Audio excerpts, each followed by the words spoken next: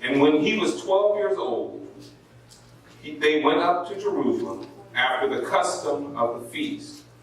And when they had fulfilled the days as they returned, the child Jesus tarried behind in Jerusalem.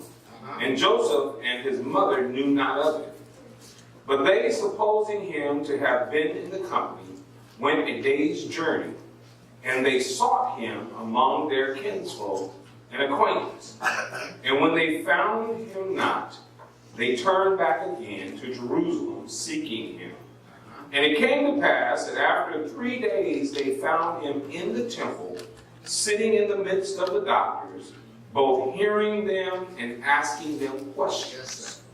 And all that heard him were astonished at his understanding and answers. And when they saw him, they were amazed. And his mother said unto him, Son, why hast thou thus dealt with us? Behold, thy father and I have sought thee sorrowing.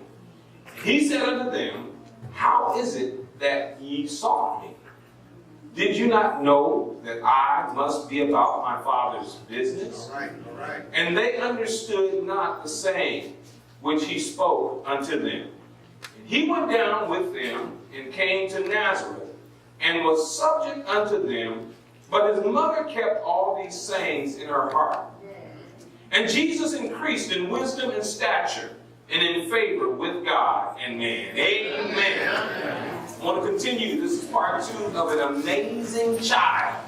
An amazing child. And it's appropriate that I title this An Amazing Child, because Jesus truly is amazing. In the sense that I stated before that a lot of us who have children that are doing well in school or doing well in sports or whatever, we say that those children are amazing. And they are amazing, doing amazing things to you. They are doing amazing things in the sense that how you appreciate, and we should appreciate our children and things. But there's one who has done something so amazing that he would leave his throne in glory, take upon himself human flesh, come and dwell amongst humans, suffer, bleed, and die, and rise from the dead for the lost humans that he came to live amongst. These are things that we should not take lightly, because of the fact that God so loved the lost world so much that he gave his only begotten Son. His only, one and only, unique Son, that whosoever should believe in him should not perish but have everlasting life. It shows how amazing he is that God looked beyond all the wretchedness of mankind and saw that we had need of a Savior. He's amazing because Jesus voluntarily said, I will go and die for those lost souls. That's what makes him amazing. He's amazing because he didn't just die, he still was God, and that he rose from the dead. That's what makes him amazing. Whatever we say is amazing, it pales in comparison to who he is. Because he truly is astounding. is mind-blowing. It boggles the mind to think that someone who is deity perfect and unlikely to ever sin in his life would come to die for everybody who's full of sin. Think about this. 54 years I've been living. And 54 years of sin has been built up in me. Somebody saying, well, you're born again? Yes, I am born again. And I'm wise enough to understand that I am a born again sinner, but yet I still have unredeemed flesh. And unredeemed flesh still craves for sin. But what I love about an amazing child is that he's so amazing that when I came to him by faith and he saved me, he don't hold that sin against me anymore. That's a reason to shout and praise God. Oh, I'm no longer held down by the dominion or the power of sin. Sin has no grip on me. If I commit the sin, it's because I slip up and mess up and do that which is not right. But God says to this, God the Son says to the Father, because God the Son, that amazing child, is seated at the right hand of the Father, making intercession for this knucklehead right here. And he says, I died for him. So he's yours, Father. And the Father says, the case is still dismissed. No sin will ever hold him down. That's why I'm so glad we serve an amazing Lord, aren't you? This story is still part of the Christmas narrative because this is the only account of Jesus' childhood in the book of Luke. And I love the fact that Luke deals with him in his humanity, deals with the Son of Man. He deals with him from the viewpoint of Jesus being the Son of Man. Because I stated before that if you look at the two different genealogies, the one that Matthew has given in chapter 1 and the one that Luke gives in chapter 3, the two different genealogies are this way. Matthew presents him in his royal line, in the line of the kingship, in the promised line through Abraham. So it starts at Abraham and comes all the way down through Christ. Luke deals with him in terms of his human line throughout all the way. It starts at Christ and goes all the way back to Adam.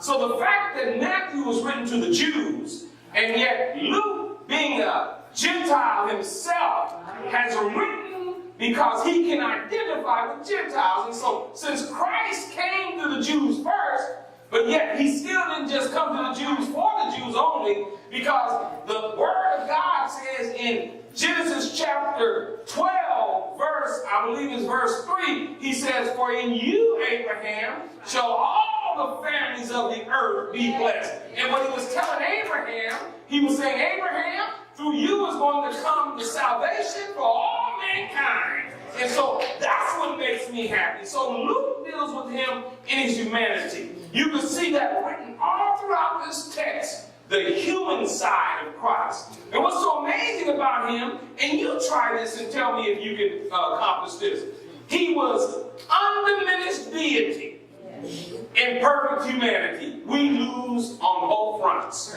Because number one, we're not deity, and number two, we don't have perfect humanity. And so what makes him such an amazing child then is that he was salvation right then, even as a child. And then when we look at the text, Jesus Christ in Luke chapter 2 was an amazing child because there was no sin found in him at all. Could you imagine your child never getting an attitude when you tell him to do something? Could you imagine your child never going at all? Could you imagine your child when you say sit down and they say yes, mother, yes, father? Could you imagine your child, even when they're a toddler, not getting out of line at all? But that was this child, an amazing child. When Mary and Joseph had other children, they had to have looked and seen the other child named Jude and the other boy named James and the other daughters and all the other the children that they had and say, you know what, them are some rascals, but this child is amazing. All right. I don't think any one of us could ever say we have had children that are, I know sometimes we have children that are a little more compliant than the other ones, but yet they still have their ways about it. Yeah.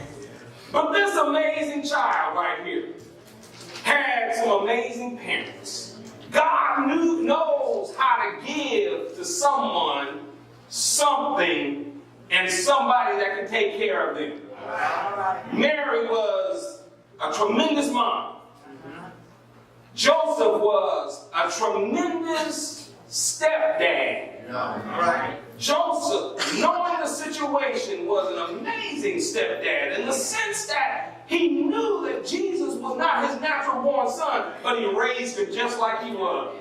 He loved him just like he was his own. And when you see how Christ had these parents who brought him up. Now, Christ was a child that was learning and growing also. He learned, he grew, he began to understand things, and as the older he got, the more in terms of he grew strong in spirit, and he was filled with wisdom, as it says in verse 40. But when we come to this, we see how it sets out that as a 12-year-old child, he had been to Jerusalem numerous times when his 12 years with his parents. And so he was used to getting in the custom of the law and seeing how things went. But when a child became 12 years old, that child was then presented to as one who could then take on as an adult, or per se, because when they turned 13, they would then all of a sudden be left as a child or a son of the custom or son of the law, I should say. And so Christ was there, and at this time, it was time for his coming out party. All right. He had been taught, he had been trained, he had been obedient to his parents, and as a scripture, I went over these first verses earlier, and they when the time came for them after they were at the feast of the Passover, and then after that week was over, they began to go home. And then what happened was Christ did not start on the journey with the caravan. The family member, the kinfolks, and the neighbors that were close acquaintances, and in that group, like I said 2 weeks ago, invariably somebody was thinking, boy, them parents are bad parents. But no, they weren't, because they traveled like that during that time. And so as they began to go, there was an assumption that Christ was there. And in the process of them walking back, I told you that they would start out and they would go a day's journey, but a day's journey was like 18 miles, regular 18 to 20 miles.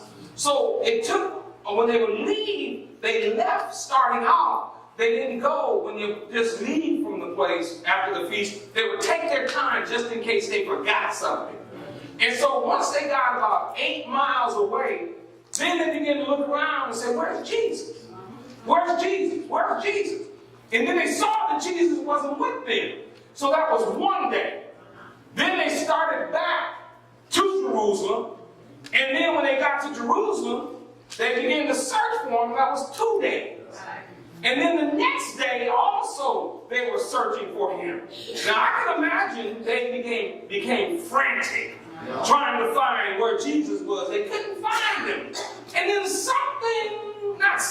but the Lord prompted them to go into the temple under the covering, the portico.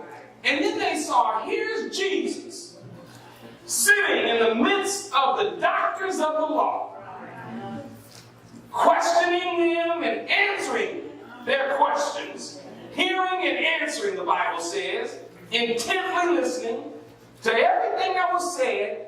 And then when they saw him, Mary says to him, in verse 46 is an amazing verse, it says, and it came to pass that after 3 days, they found him in the temple, sitting in the midst of the doctors and hearing them and asking them questions. The very fact of the position that he took, sitting in the midst of these experts of the law, and when they would begin to teach and show talk about the law and the customs, Jesus was able to ask them questions, strong and pertinent questions. And I can only imagine those doctors of the law looking at this 12-year-old kid who's listening to them with such intelligence and then answering questions that they ask and then turn around and asking them questions. I can imagine them scratching their head and saying, wait, this is not like some ordinary kid.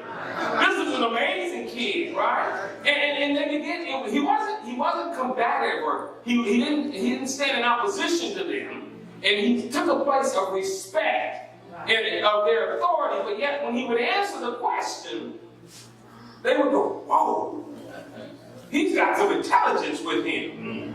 Now, Mary and Joseph, when they arrived throughout their search, they were intently searching for Jesus. And when they finally got to the place, you know how it is when you're searching for somebody, all right? And you finally get to the place where you find them, it's like, let me digress a minute.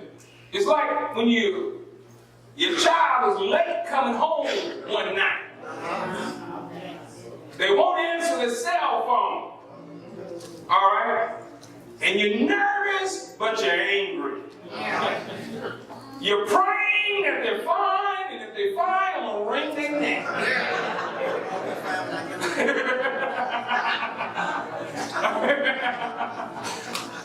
I'm going to put them out of their misery and my misery. But yet, if you draw on this, they were frantically searching for Jesus, but yet there were some things they could draw back on. They could say, this kid has never defied us. He's never had a fight with his brother or his sisters. He's never talked crazy to the neighbor. He's never stolen from the marketplace. He's never talked back to me. He's never done anything. So that should have soothed them a little bit. But yet, they were still frantic. And then when they saw him, the scripture says in verse 47, it says, and all that heard were astonished at his understanding and answers. And that word astonished means, it literally means to put out of position. They were displaced. They were like, woo, there's no way somebody could know that being his age. And they were astonished and they were in shock and greatly surprised at how he was able to answer those questions. And the word understanding, it means that he had the intellectual capacity to see connections and make judgments. He had insight at 12 years old. Imagine some 12-year-olds in here right now. You think they did? They ain't ready, that's what I just heard. All right? and not only some 12-year-olds, 13, 14, 15, 16, 20, 25, 35, 45, 55, 60, 65, somebody say higher, higher, 65, 70. They were astonished, and imagine this, and here comes Mary and Joseph on the scene. They finally see this crowd around, and then all of a sudden they go up in the crowd looking in. There's Jesus. Imagine, it was relief, but yet it was a wonder to them. It was amazing to them. And it says, and when they saw him, they were amazed in verse 48.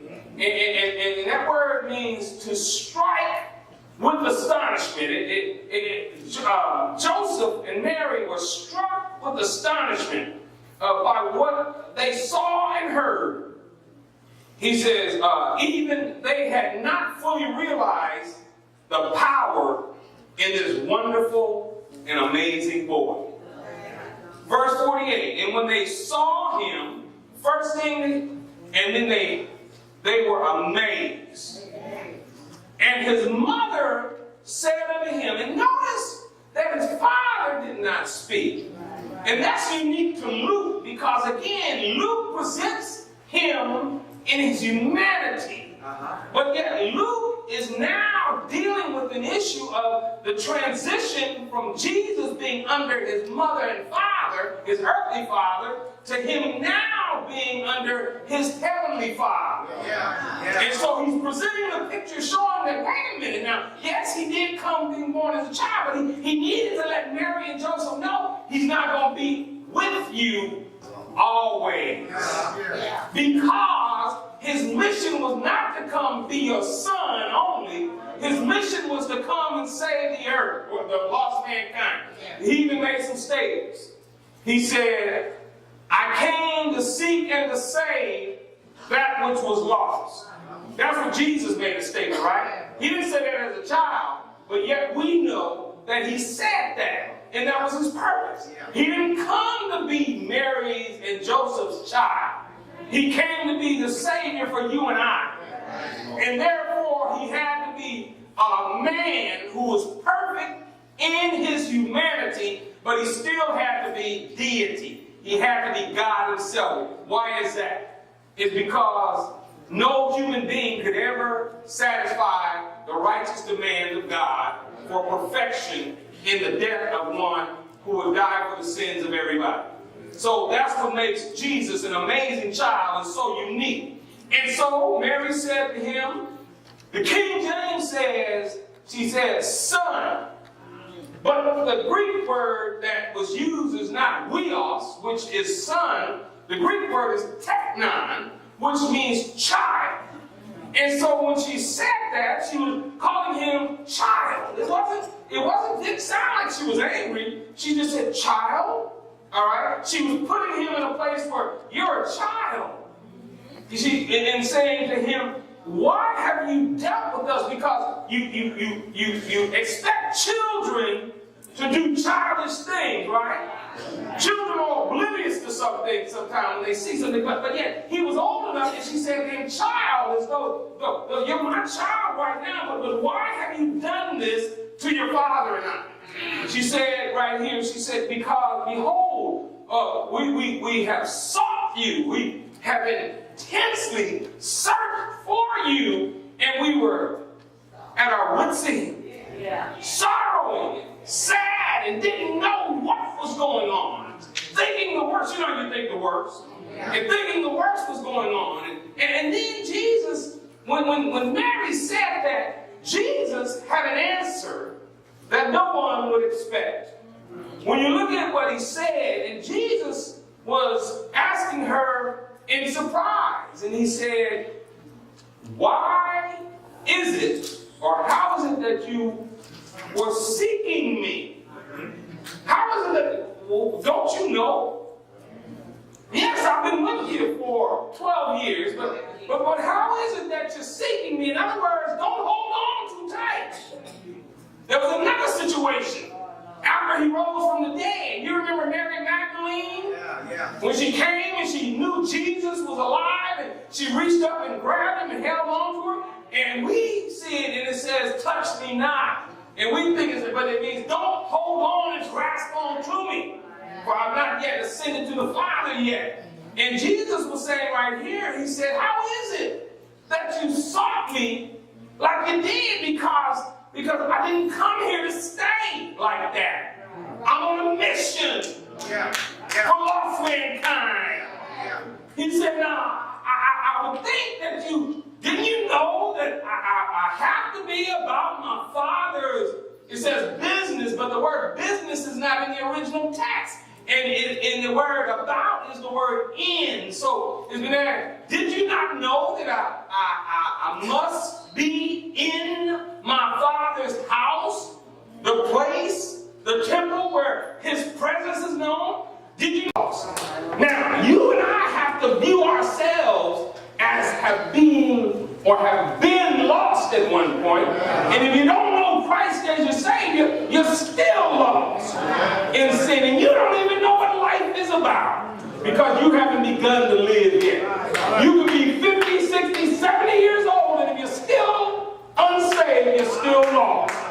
And let me tell you what that puts you in. It puts you in a bad predicament because you're living on borrowed time. And you really don't know when the end's going to be. And you could end up when you die. So the Son of Man, this amazing child, said, I've got to be about my Father's business. I'm so glad there's some necessities in the Godhead. The necessities in the Godhead were this. The fact that there had to be a remedy for sin. That's a necessity. That shows the grace and mercy of God. That God does not leave man to wallow in their own lostness. That he loves you and I enough to make sure that we have a reason to celebrate. We talked about this morning in church school. Praise the Lord. Did we not? Those of us who were able to make it this morning? Oh, you know that's an interjection, right? That's an exclamation. Oh, I equated it to this morning. I asked how many of you like basketball? And strangely enough, in our class, only about 2 hands went up. And then I said, I may not want to ask who likes baseball, but who likes baseball? And 5 hands went up. And then I said, who likes shopping? And a bunch of hands went up. I said, well, that's not going to do the trick of the illustration. And I said, who likes football? And some more hands went up. A lot more than baseball and basketball, but not as many as shopping. And so when I said, picture this, if you would, and I'm giving the picture of what makes the psalmist open up the psalm with an exclamation. Think about your football team, or your basketball team, or your baseball team, or your hockey team, or your soccer team, or whoever you like playing, whatever sport you like. And picture it being 2 seconds to go in football, and in basketball, picture it being 2 outs. The count is 3 balls and 2 strikes in baseball. And picture you got a guy who's going 105 miles per hour on the mound. And picture this, if it's football, and the ball goes to, the quarterback drops back, throws a bomb, a Hail Mary pass, and it's caught, and your team just won the championship, you jump up, and you scream, in exclamation, out of the clear blue. If he pitches 105 miles per hour, and you up the bat, and your guy hits the ball out of the park, a grand slam home run, you win by 1 run, you screaming as he runs around the base. If he hits the 3-pointer with 1 second left, no time on the clock after that, you ain't saying hallelujah. You screaming. Let's be real. Stuff is flying everywhere. You're jumping up and screaming, getting the horse and everything. That's an exclamation. The psalmist began to think about God's creation. And he began to look and wonder at what God has done and the amazing wisdom in doing that. He looked at all of his creation, from angels. He looked at the heavenly bodies. He looked at the air and the sky and the moon. Then he came down and he looked at the created order on earth. He saw, after all of that, he saw that and he couldn't help but say, praise the Lord, because he's worthy to be praised. He understood that praise is when you boast and you celebrate about some things. It's when you recognize the magnitude and the greatness of God and you yell out, praise the Lord. Well, when you recognize what our Savior did on the cross. That's why church folk, when you start talking about He died, it should get happy in here. You shouldn't get all silent and sedate. Because if you didn't die, who's going to die in their sins? Every one of us. It's about time we start understanding the magnitude of what was done for us and quit sitting there like He didn't do anything for us. Every time we ought to renew afresh in what he's done for us. And quit acting like ho-hum. He did it once. But yet, that one time that he did it will last for me, for you, for all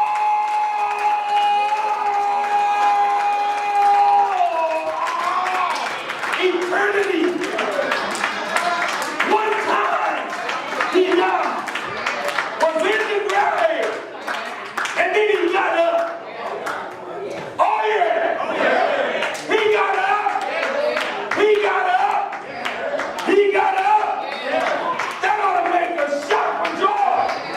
Because the fact that he died atoned and wiped out the sin, paid the debt. But the fact that if he stayed dead, that would have had none effect. But then he was in the grave, and then he got up. And getting up told death, you go take a hike. Oh death, where is thy sting? Oh grave, where is thy victory? Well, when you understand that this amazing child came to the earth to die for you and me, that does a world of difference in my mind. The fact that he died and got up from the grave gives me victory. Oh, we were at the thing last night, the brotherhood kickoff. And they were talking about hope. Auntie Nate did an excellent job on hers about hope. She really gave it hope, but I don't mean no harm, but other people weren't talking about what hope really is. See, we equate hope to somebody being in the White House. Sorry, that's not the hope that I have. Hope, as the Bible defines hope, is confident. Expectation is knowing the God who sits on the throne, who's in control of everything on earth, knowing that there's nothing on earth that can stop him from doing what he's going to do, and saying, that's my God. It may be bad right now, but he controls what's happening in all of the world around me. Yeah, he's sitting on a throne, high and lifted up. And he's in control of America. He's in control of the Soviet Union. He's in control of Mexico. He's in control of China.